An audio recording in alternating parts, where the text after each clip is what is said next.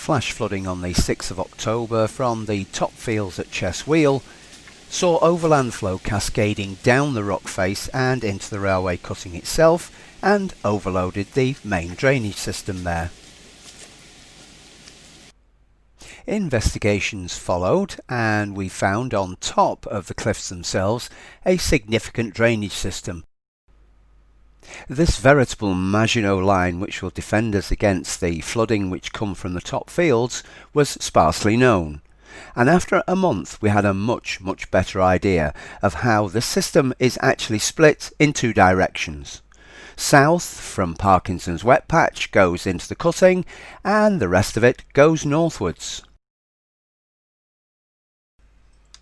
The system was built well over 100 years ago, and it became very important for us to understand not only where it was going to, but also its efficiency. And of course you can't do that until it starts raining. Our first shots are going to be of the section which heads north towards the goods shed. That is the green arrows on the top left of our diagram here. This goes from Triple Junction through to Deep Shaft. From Blue Plastic Drain we have a stream which is coming down the footpath from the cricket club. We have this pool here which I've tried to divert to the drain, and you can see it's gathering like Tracy's wet patch, but perhaps more obvious when you look up the field here is that is at least 3/4 of the way up the field, and that is where we are taking wood from. A lot of water. Okay, so back down here through all the long grass which you can't really see and into the puddle here, which is gathering quite fast because the flow from here is quite heavy into the drain here, as you can see, and I've got flow into the drain from here. It's quite heavy, which is good.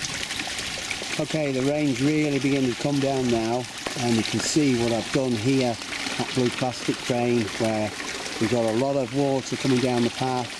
I've dug a channel to capture some of it and feed it here into Blue Plastic Drain, and you can see she's beginning to take quite a lot of water. There was also some water coming from the south side into the north side, but this kind of flow is what we need to test the drain. Notice that there is water coming in through the holes as well. Okay, that section there I've tried to stank off, and that stank there, which doesn't really work, could do with a better one, but that is the overland flow that was going into Deep Shaft. So it goes up that way and over there to Deep Shaft, which is just there.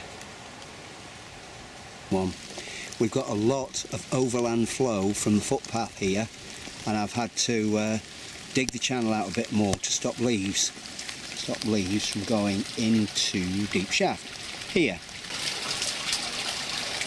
So you can see here you've got the infall overland, which is not very good for us, but it's diverting it off the railway. And if we go down here into Deep Shaft itself, that is Blue Plastic Drain coming at us. Okay, this is overland flow coming at us. So we've got the two going in there. A bit better, yes. So this is the outlet. You can see it is 1/2 to 3/4 full. She's taken a lot of water. It's not backing up. It is flowing, and it is flowing, as you can see, very nicely indeed.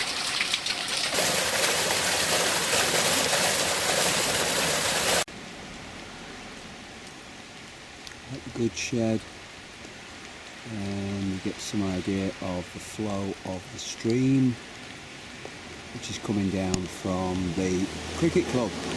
Quite tidy really, because we've not had a lot of rain, but... Okay, so here we are at the point of the goods warehouse, and what you can see here is a very large diameter drain there, which is coming down the hill from Deep Shaft. There's also another drain pipe there, which is coming from along the track, and there is the goods warehouse flow, which is the stream, Brook Bottom Cricket Club stream.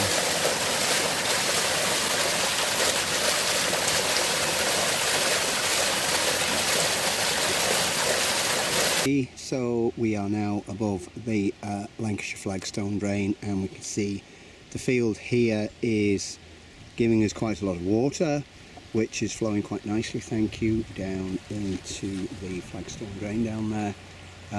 But the drain itself is coping. It's not overflowing or anything like that. It looks good. Most of what's down there is surface water from the area itself and not off the fields. Okay, so I got some flow coming down from Tracy's wet patch, going down here on the edge there is the pipe. Can you see it? And in reality you can see that the field itself here is beginning to get overland flow. You see that? So drained it into this, trying to get that to drain back to here. This is the new top drain which goes to the bottom of the stairs, and you can see the flow is coming in from the north, filling up and then going down towards our manhole at the bottom of the stairs. Okay, this is flow in the manhole at the bottom of the steps on the west side. You can see we've got flow down the drain at the steps. We've also got some flow there, which is coming from that top drain which the guys uncovered the other day. And then this is all disappearing down here. You don't see it, but it's disappearing down there to the bottom of the steps, which is what we've already seen. Okay, so we're at the manhole at the bottom of the stairs on the east side, not the west side, on the east side. So this is the drain which is going to the river. And in the hour that we've been here, you can see that there's a considerable amount of flow coming at us again. That's from the manhole at the bottom of the stairs, which is from the new drain that we uncovered at the top of the stairs. So the system is working. As you can see here, we're getting surface water runoff onto the back of the landslip. Back of the landslip. So coming back to the base of the landslip, here is our tree, and in effect the flow beneath the tree is quite minimal. There is some there, but it is quite minimal, and as we go along the trough here, you can see that the water from here becomes orange, and there you can see there's quite a lot of flow. Now the reason for that is that this is a spring in essence, not overland flow. This is spring flow which is coming out of the ground somewhere around here. It's orange because it's a different chemical nature from the stuff from underneath the tree. As you can see, the river water is starting to rise. Not too bad, but starting to rise. So at this time in the investigation, what this is telling us is that the Maginot line of drainage at the bottom of the field will allow us to actually capture somewhere between 1/3 and 50% of the total runoff, and take that hopefully beneath the railway and into the River Irwell by a drain other than that which is at Chestwheel, which actually decreases the amount of water when we get Storm Desmond type weather again across and away from the landslip. Good news.